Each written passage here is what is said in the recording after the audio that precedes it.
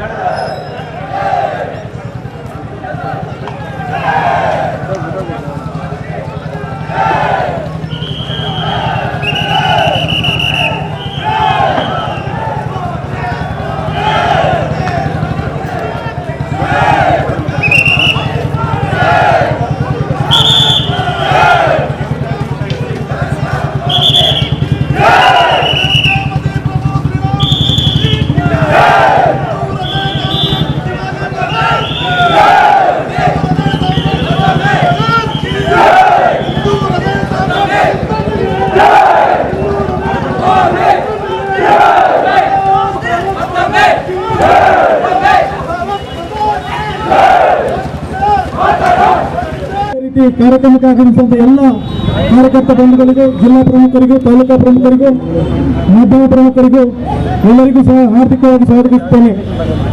ಮೊದಲಿಗೆ ಭಟ್ಕಳ ಮಂಡಳಿ ವತಿಯಿಂದ ಮಾಲಾರ್ಪಣೆಯನ್ನ ಈಗ ಮಾಡಲಾಗ್ತದೆ.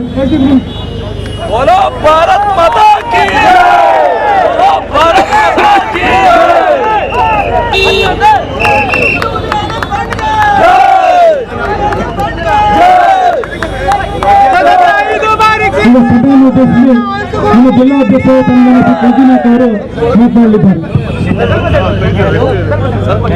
ಇವತ್ತಿನ ಭಟ್ಕಳದ ಈ ಒಂದು ರೋಡ್ ಶೋದಲ್ಲಿ ಪಾಲ್ಗೊಂಡಂತ ನಮ್ಮ ಉತ್ತರ ಕನ್ನಡ ಲೋಕಸಭಾ ಕ್ಷೇತ್ರದ ಅಭ್ಯರ್ಥಿಗಳು, ಕೇಂದ್ರ ಸಚಿವರು, ಸಂಸದರು ಆಗಿರ್ತಕ್ಕಂಥ ಮಾನ್ಯ ಅನಂತ್ ಕುಮಾರ್ ಹೆಗಡೆ ಅವರೇ, ಈ ಒಂದು ಭಟ್ಕಳ ವಿಧಾನಸಭಾ ಕ್ಷೇತ್ರದ ಪ್ರಭಾವಿ ಶಾಸಕರಾಗಿರ್ತಕ್ಕಂಥ ಸುನೀಲ್ ನಾಯ್ಕರವರೇ, ಭಟ್ಕಳದ ಮಂಡಲದ ಅಧ್ಯಕ್ಷರಂತ ರಾಜೇಶ್ ನಾಯ್ಕರವರೇ, ಜಿಲ್ಲಾ ಹಿಂದುಳಿದ ವರ್ಗದ ಮೋರ್ಚಾದ ಪ್ರಧಾನ ಕಾರ್ಯದರ್ಶಿಯಾಗಿರುವಂತಹ ಕೃಷ್ಣ ಭಾರತ್ ಮಾತಾ ಕಿ. ಇವತ್ತಿನ ಈ ಬೃಹತ್ ಆಗಿರ್ತಕ್ಕಂಥ ರೋಡ್ ಶೋಗೆ ಆಗಮಿಸಿರ್ತಕ್ಕಂಥ ನಮ್ಮ ಕೇಂದ್ರ ಸಚಿವರು, ನಮ್ಮ ಅಭ್ಯರ್ಥಿಗಳಾಗಿರ್ತಕ್ಕಂಥ ಹಾಗೂ ನನ್ನ ರಾಜಕೀಯ ಗುರುಗಳಾಗಿರ್ತಕ್ಕಂಥ ಅನಂತ್ ಕುಮಾರ್ ಹೆಗಡೆ ಸರ್ ಅವರೇ, ಜಿಲ್ಲಾಧ್ಯಕ್ಷರಾಗಿ ಆಗಮಿಸಿರ್ತಕ್ಕಂಥ ಕೆಜಿ ನಾಯ್ಕ್ ಸರ್ ಅವರೇ, ಭಟ್ಕಳದ ಮಂಡಲ ಅಧ್ಯಕ್ಷ ಆಗಿರ್ತಕ್ಕಂಥ ಮಾನ್ಯ ರಾಜೇಶ್ ನಾಯ್ಕ ಅವರೇ, ಸಂಚಾಲಕರ ಕೃಷ್ಣ ನಾಯ್ಕ ಅವರೇ, ವೇದಿಕೆ ಮೇಲೆ ಆಸೀನರಾಗಿರ್ತಕ್ಕಂಥ ಎಲ್ಲ ಗೌರವಾನ್ವಿತ ಗಣ್ಯರೇ, ಸೇರಿರ್ತಕ್ಕಂಥ ಕಾರ್ಯಕರ್ತ ಬಂಧುಗಳೇ, ಈಗಾಗಲೇ ಕೆಜಿ ನಾಯ್ಕರು ನಮ್ಮ ಜಿಲ್ಲಾಧ್ಯಕ್ಷರು ಸ್ಪಷ್ಟವಾಗಿ ಏನು 23ರ ಚುನಾವಣೆ ಬಗ್ಗೆ ಸಂಪೂರ್ಣವಾಗಿರ್ತಕ್ಕಂಥ ಮಾಹಿತಿಯನ್ನು ಕೊಟ್ಟಿದ್ದಾರೆ. ನಾನು ನಮ್ಮ ಕಾರ್ಯಕರ್ತರ ಬಂಧುಗಳಲ್ಲಿ ಒಂದು ವಿನಂತಿ ಮಾಡಿಕೊಳ್ತೇನೆ, ಬರುವಂತ 23ನೇ ತಾರೀಕಿಗೆ ತಮ್ಮ ಭಾಗದಲ್ಲಿ ಹೆಚ್ಚಿನ ಮತವನ್ನ ಭಾರತೀಯ ಜನತಾ ಪಾರ್ಟಿಗೆ ಹಾಕಿಸಲಿಕ್ಕೆ ತಾವೆಲ್ಲರೂ ಪ್ರಾಮಾಣಿಕವಾಗಿರ್ತಕ್ಕಂಥ ಪ್ರಯತ್ನ ಮಾಡಬೇಕು ಅಂತಕ್ಕಂಥ ವಿನಂತಿಯನ್ನ ಮಾಡ್ತೇನೆ. ಈಗಾಗಲೇ ದೇಶ ಜನತೆ ಇವಾಗಲೇ ಸಂಪೂರ್ಣವಾಗಿರ್ತಕ್ಕಂಥ ಆಶೀರ್ವಾದ ಮಾಡಿದ್ದಾರೆ. ಜನನೇ ಇವತ್ತು ಎಚ್ಚೆತ್ತಿದ್ದಾರೆ. ಭಾರತೀಯ ಜನತಾ ಪಾರ್ಟಿ ನರೇಂದ್ರ ಮೋದಿ ಅವರ ಒಂದು ಸುಭದ್ರ ಸರ್ಕಾರಕ್ಕೆ ಮತ ಹಾಕ್ಬೇಕಂತಕ್ಕಂಥ ಒಂದು ತೀರ್ಮಾನವನ್ನ ಈಗಾಗಲೇ ಮಾಡಿದ್ದಾರೆ. ಅದಕ್ಕೆ ನಾವೆಲ್ಲರೂ ಕೈ ಜೋಡಿಸುವಂತ ಕೆಲಸ ಮಾಡಬೇಕು. ನಾನು ಸ್ಪಷ್ಟವಾಗಿ ಹೇಳ್ತೇನೆ, ಭಾರತದಲ್ಲಿ ಹಿಂದುತ್ವ ಉಳಿಬೇಕಂತ ಹೇಳಿದ್ರೆ ಭಾರತೀಯ ಜನತಾ ಪಾರ್ಟಿ ನರೇಂದ್ರ ಮೋದಿ ಅವರ ಸರ್ಕಾರ ಬದಲಾಗಬೇಕು.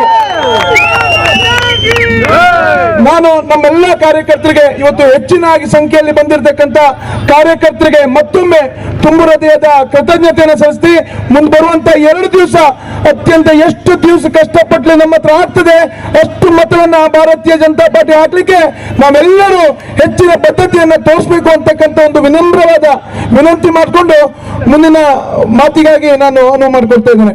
ಮಾನ್ಯ ನಮ್ಮ ಅಭ್ಯರ್ಥಿಗಳು ಕೇಂದ್ರ ಸಚಿವರಾಗಿರ್ತಕ್ಕಂಥ ಅನಂತಕುಮಾರ್ ಹೆಗಡೆ ಅವರು ಮುಂದಿನ ಮಾತನ್ನ ಹೇಳ್ತಾರೆ ಅಂತಕ್ಕಂಥ ಮಾತನ್ನ ಹೇಳಿ ನನ್ನ ಮಾತನ್ನು ಮುಗಿಸ್ತೇನೆ.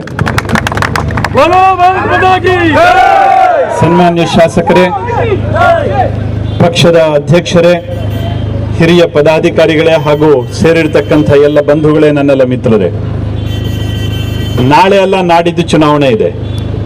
ಇದು ಚುನಾವಣೆ ಅಲ್ಲ, ಇದು ಯುದ್ಧ. ಇದು ಸ್ವಾತಂತ್ರ್ಯದ ನಂತರದಲ್ಲಿ ಈ ದೇಶಕ್ಕೆ ಒಂದು ಹೊಸ ತಿರುವನ್ನು ಕೊಡ್ತಕ್ಕಂಥ ಯುದ್ಧ. ಇದು ಕೇವಲ 2 ರಾಜಕೀಯ ಸಿದ್ಧಾಂತಗಳ ಮಧ್ಯೆ ಇರತಕ್ಕಂಥ ಯುದ್ಧ ಅಲ್ಲ, ಬದಲಾಗಿ ಈ ದೇಶದ ವೈಭವವನ್ನು ಕಾಣತಕ್ಕಂಥ, ವೈಭವದ ಕಡೆಗೆ ತೆಗೆದುಕೊಂಡು ಹೋಗ್ತಕ್ಕಂಥ ಯುದ್ಧ ಇದು. ಮಾತೆತ್ತಿದ್ರೆ ನನ್ನ ಬಗ್ಗೆ ಹೇಳ್ತಾರೆ, ಈ ಮನುಷ್ಯ ಮೋದಿ ಹೆಸರಿನಲ್ಲಿ ಓಟ್ ಕೇಳ್ತಾರೆ, ಹಿಂದುತ್ವದ ಹೆಸರಿನಲ್ಲಿ ಓಟ್ ಕೇಳ್ತಾರೆ ಅಂತ.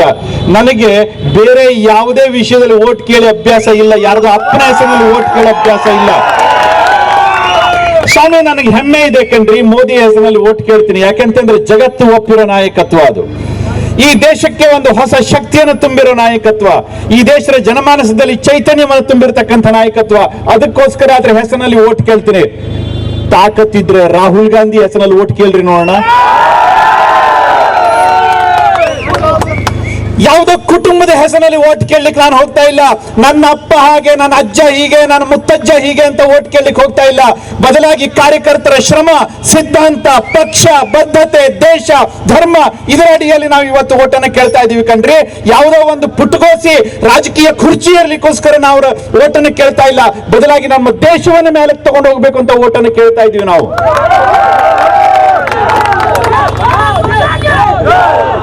ಬಂಧುಗಳೇ, ಹಿಂದುತ್ವ ಈ ದೇಶದ ರಾಷ್ಟ್ರೀಯತೆ. ಇದೊಂದು ಪೂಜಾ ಪಾಠ ಅಲ್ಲ, ಧಾರ್ಮಿಕ ಪದ್ಧತಿ ಅಲ್ಲ. ಈ ದೇಶದ ರಾಷ್ಟ್ರೀಯತೆ. ಹಿಂದುತ್ವದ ಬಗ್ಗೆ ಅಪಚಾರ ಯಾರು ಮಾಡ್ತಾರೋ ಅವರು ದೇಶಭಕ್ತಿಯ ಬಗ್ಗೆ, ದೇಶದ ಬಗ್ಗೆ ಅಪಚಾರ ಮಾಡಿದಾಗೆ. ಯಾರಿಗೆ ಭಾರತೀಯತೆ, ಹಿಂದುತ್ವ ಇದರ ಒಂದು ಸಂಬಂಧಗಳು ಗೊತ್ತಿಲ್ಲ ಅಂಥವ್ರು ಹೇಳ್ತಾರೆ ಭಾರತೀಯತೆ ಬೇರೆ, ಹಿಂದುತ್ವ ಬೇರೆ ಅಂತ. ಹೌದು, ಅಪ್ಪನ ಮಗ ಹೌದು, ಅಮ್ಮನ ಮಗ ಅಲ್ಲ ಅಂತ. ನಾಚಿಕೆ ಆಗಬೇಕು ಅಂಥವ್ರ ವ್ಯಾಕರಣಕ್ಕೆ. ಬಂಧುಗಳೇ, ಈ ದೇಶ ಸಾವಿರಾರು ವರ್ಷಗಳಿಂದ ಉಳಿದಿರತಕ್ಕಂಥದ್ದು ನಮ್ಮತನದ ಗುರುತಿನಿಂದ. ಇದನ್ನ ಉಳಿಸ್ಕೊಂಡು ಬೆಳೆಸ್ಕೊಂಡು ಹೋಗಬೇಕು ಅಂತಾನೆ ಇವತ್ತು ನಾವು ಚುನಾವಣೆಯನ್ನು ಮಾಡ್ತಾ ಇದ್ದೀವಿ. ನಮ್ಮ ಬಡವರ ಬದುಕು ಹಸನಾಗಬೇಕು, ಅದಕ್ಕೋಸ್ಕರ ಯೋಜನೆಗಳನ್ನು ಕೊಟ್ಟಿದ್ದೀವಿ. ಹಳ್ಳಿಗಳ ಬದುಕು ಬದಲಾಗಬೇಕು, ಅದಕ್ಕೋಸ್ಕರ ಯೋಜನೆಗಳನ್ನು ಕೊಟ್ಟಿದ್ದೀವಿ. ಭರವಸೆಯ ಮಾತನಾಡಿ ನಾವು ಓಟನ್ನು ಕೇಳ್ತಾ ಇಲ್ಲ, ಬದಲಾಗಿ ಮಾಡಿರೋ ಕೆಲಸದ ಆಧಾರದ ಮೇಲೆ ಓಟನ್ನು ಕೇಳ್ತಾ ಇದ್ದೀವಿ. ಹೋಗ್ತಾ ಇರತಕ್ಕಂಥ ಹೆಜ್ಜೆಯ ಗುರುತಿನ ಆಧಾರದ ಮೇಲೆ ಓಟನ್ನು ಕೇಳ್ತಾ ಇದ್ದೀವಿ. ಸ್ವಾಮಿ, ಈ ದೇಶಕ್ಕೊಂದು ಹೊಸ ರೂಪ ಬರ್ತಾ ಇದೆ ಇವತ್ತು. ಸಾವಿರಾರು ವರ್ಷಗಳ ಕಾಲ ನಾವು ಹೇಗೆ ಬದುಕಿದ್ವಿ ಹಿಂದ್ಗಡೆ, ಆ ವೈಭವದ ದಿನಗಳು ಹೇಗಿದ್ವು, ಆ ವೈಭವದ ದಿನಗಳತ್ತ ಹೋಗ್ತಕ್ಕಂಥ ಅವಕಾಶ ಇವತ್ತು ನಮಗೆ ಸಿಕ್ಕಿದೆ. ಕಳೆದ 70 ವರ್ಷಗಳಲ್ಲಿ 55 ವರ್ಷ ನಮ್ಮನ್ನ ಲೂಟಿ ಮಾಡಿದ್ರು, 60 ವರ್ಷ ನಮ್ಮನ್ನ ಲೂಟಿ ಮಾಡಿದ್ರು. ನಾವು 3-4 ವಿಷಯಗಳನ್ನ ನಮ್ಮ ಎದುರುಗಡೆ ಇಟ್ಕೊಂಡು ಚುನಾವಣೆ ಮಾಡ್ತಾ ಇದೀವಿ. ಮೊದಲನೇದು ಭ್ರಷ್ಟಾಚಾರ, ಇದನ್ನು ಒಪ್ಕೊಳ್ಳಿಕ್ಕೆ ಸಾಧ್ಯ ಇಲ್ಲ. 2ನೇದು ಭಯೋತ್ಪಾದನೆ, ಇದನ್ನು ಒಪ್ಕೊಳ್ಳಿಕ್ಕೆ ಸಾಧ್ಯನೇ ಇಲ್ಲ. 3ನೇದು ಒಡೆದು ಹೋಗಿರ್ತಕ್ಕಂಥ ಮಾನಸಿಕತೆ, ವಿಕ್ಷಿಪ್ತ ಮಾನಸಿಕತೆ, ಇದನ್ನು ಕೂಡ ಒಪ್ಕೊಳ್ಳಿಕ್ಕೆ ಸಾಧ್ಯ ಇಲ್ಲ. ಇವತ್ತು ಹಿಂದುಳಿದವ್ರ ಹೆಸರಿನಲ್ಲಿ ಓಟ್ ಕೇಳ್ತಾರೆ, ಮುಂದುಳಿದವರು ಹೆಸರಿನಲ್ಲಿ ಓಟ್ ಕೇಳ್ತಾರೆ. ಸ್ವಾಮಿ, ಒಂದು ಸಣ್ಣ ಉದಾಹರಣೆ ಕೊಡ್ತೀನಿ. ಎಲ್ಲಾದ್ರೂ ಮುಸಲ್ಮಾನರ ಮೇಲೆ ದಾಳಿ ಆದ್ರೆ ಓಡ್ ಬಂದ್ಬಿಡ್ತಾರೆ. ನಾವು ಭಾರತೀಯರು, ನಾವೆಲ್ಲ ಒಂದೇ, ನಾವು ಹಂಗೆಲ್ಲ ಮಾಡಬಾರ್ದು, ಭಾರತೀಯರು ನಾವು ಅಂತ. ಸ್ವಾಮಿ, ಅವನ ನಾಯಕ, ಇವನು ಭಟ್ಟ, ಇವನು ಶೆಟ್ಟಿ, ಅವನು ಹಾಗೆ, ಇವನು ಹೀಗೆ ಅಂತ ಜಾತಿ ಹೆಸರಿನಲ್ಲಿ ಎತ್ತು ಕಟ್ಟಬೇಕಾದ್ರೆ ಭಾರತೀಯತೆ ನೆನಪಾಗಲ್ವಾ ನಿಮಗೆ? ಭಾರತೀಯತೆ ನೆನಪಾಗಲ್ವಾ? ಹಿಂದೂ ಸಮಾಜವನ್ನು ಒಡಿಬೇಕಾದ್ರೆ ನಿಮಗೊಂದು ತಂತ್ರ, ಅಲ್ಲಿ ಮತ್ತೊಂದು ಕಡೆ ತಮ್ಮ ಕಾರಸ್ಥಾನವನ್ನ, ರಾಜಕೀಯ ಕಾರಸ್ಥಾನವನ್ನ ನಡೆಸಬೇಕಾದ್ರೆ ಮತ್ತೊಂದು ತಂತ್ರ. ಇದು ಯಾಕ್ರಿ? ಎಲ್ಲರೂ ಭಾರತೀಯರು ಅಂತ ನೆನಪಾಗಲ್ವಾ? ಅವ್ರ ಜಾತಿ ಯಾಕೆ ನೆನಪಾಗತ್ತೆ? ಭಾರತೀಯರು ಅಂತ ನೆನಪಾಗಲ್ವಾ? ಅವ್ರು ಹಿಂದುಳಿದವರು, ಇವ್ರು ಮುಂದುವರೆದವರು, ಈ ಒಡೆದು ಆಡ್ತಕ್ಕಂಥ ನೀತಿ ಯಾಕೆ? ಭಾರತೀಯತೆ ನೆನಪಾಗಲ್ವಾ ನಿಮಗೆ? ಅವರಿಗೆ ಒಂದು ಕಾನೂನು, ನಮಗೊಂದು ಕಾನೂನು, ಅವರಿಗೆ ಆಚಾರ, ನಮಗೆ ಮಾತ್ರ ವಿಚಾರ. ಇದು ಯಾಕೆ ಸ್ವಾಮಿ? ಬಂಧುಗಳೇ, ಈ ದೇಶವಾಗಿ ಬದುಕಬೇಕಾದ್ರೆ ಇವತ್ತು ಮೋದಿ ಅಂತ ನಾಯಕತ್ವ ಬೇಕಾಗಿದೆ. ಮೊಟ್ಟ ಮೊದಲ ಬಾರಿಗೆ ಈ ದೇಶದಲ್ಲಿ ಜಾತಿಯಿಂದ ಹೊರಗಡೆ ಬಂದು, ದುಡ್ಡಿನಿಂದ ಹೊರಗಡೆ ಬಂದು ದೇಶಕ್ಕೋಸ್ಕರ ವೋಟ್ ಹಾಕ್ತಾ ಇದ್ದೀನಿ ಅಂತ ಸಾಮಾನ್ಯ ಮತದಾರ ಒಪ್ಕೊಂತಾ ಇದ್ದಾನೆ. ಸಾಮಾನ್ಯ ಮತದಾರ. ಇವತ್ತು ಕಾಂಗ್ರೆಸ್ನವರು ಹೇಳ್ತಾ ಇದ್ದಾರೆ ಕಣ್ರಿ ಮೋದಿ ವೋಟ್ ಕೊಡಬೇಕು ಅಂತ, ಜನತಾ ದಳದವರು ಹೇಳ್ತಾ ಇದ್ದಾರೆ ಮೋದಿ ವೋಟ್ ಕೊಡಬೇಕು ಅಂತ.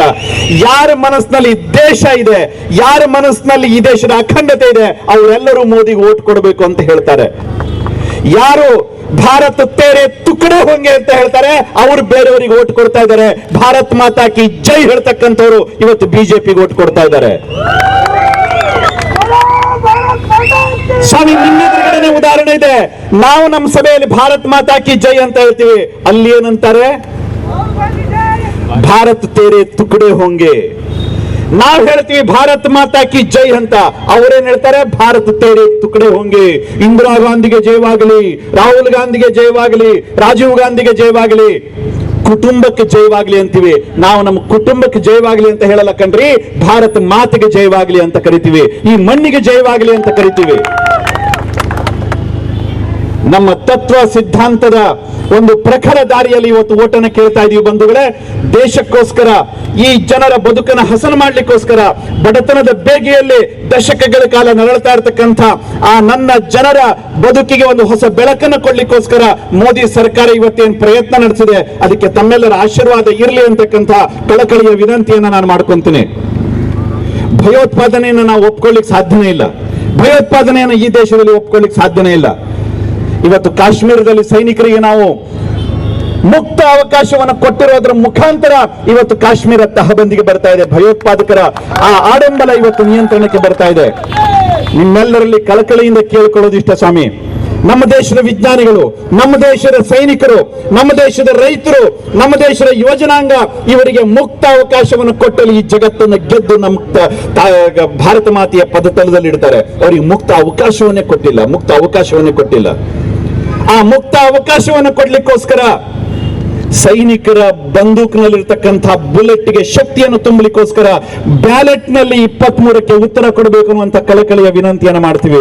ನೀವು ಕೊಡೋ ಬ್ಯಾಲೆಟ್ಟಿನ ಉತ್ತರ, ನೀವು ಕೊಡೋ ಬ್ಯಾಲೆಟ್ಟಿನ ಒಂದು ಆಶೀರ್ವಾದ ಸೈನಿಕರ ಬುಲೆಟ್ಗೆ ಹೊಸ ಶಕ್ತಿಯನ್ನು ಕೊಡುತ್ತೆ.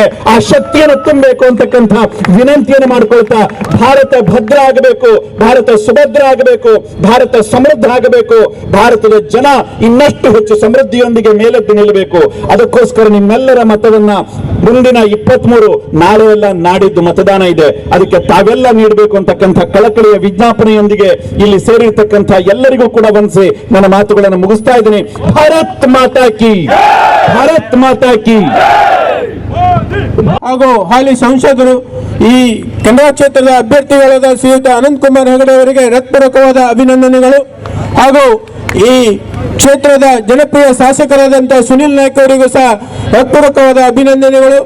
ಹಾಗೂ ನಮ್ಮ ಜಿಲ್ಲಾಧ್ಯಕ್ಷರಾದಂತಹ KG ನಾಯ್ಕ ಅವರಿಗೂ ಸಹ ನಿಮ್ಮೆಲ್ಲರ ವತಿಯಿಂದ ಹೃತ್ಪೂರ್ವಕವಾದ ಅಭಿನಂದನೆಗಳು. ಅದೇ ರೀತಿ ನಮ್ಮ ತಾಲೂಕಿನ ಅಧ್ಯಕ್ಷರಾದಂತಹ ರಾಜೇಶ್ ನಾಯ್ಕ ಅವರಿಗೂ ಸಹ ಹೃತ್ಪೂರ್ವಕವಾದ ಅಭಿನಂದನೆಗಳು.